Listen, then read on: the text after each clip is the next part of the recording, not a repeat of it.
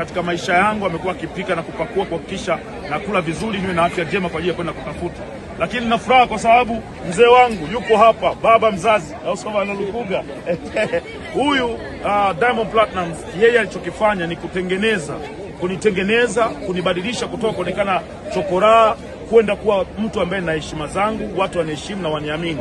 Na ndio maana leo hii nimeaminika mpaka naingia kwenye bunge. Hongera sana mzee wangu bwana. Mungu atakujalia na tuko pamoja.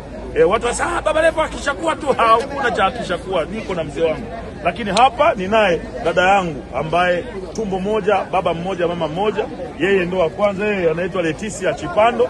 Yeye ni mtendaji wa mtaa kule, ndio anaitwa ni Gogamboto wapi kule? Kitunda.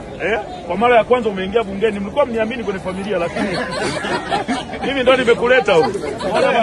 Mimi ndo nimekuleta huko kwenye shughuli hii. Kwa hiyo tuna furaha kwa pamoja. Hii ndio familia, lakini nina watu zaidi ya 50 ambao wako nje ya bunge. Nimewatoa Kigoma, wengine wamekuja kwa nauli zao kwa ajili ya kuja kushuhudia Baba Levo akiapa. Wale ni wapambanaji na viongozi wangu wa chama wa wilaya na mkoa, wako tayari kwa ajili ya kwenda kulitetea jimbo letu la Kigoma mjini, kwenda kufanya kazi. Niliahidi kazi na nitaifanya kazi, na nakuahidi mzee wangu sitokuangusha. Uliriski sana kuja kwenye mkutano wangu wa mwisho, na kama ningeshindwa, tafsiri yake ni kwamba tungeonekana tumepigwa wote, mimi baba tutoka.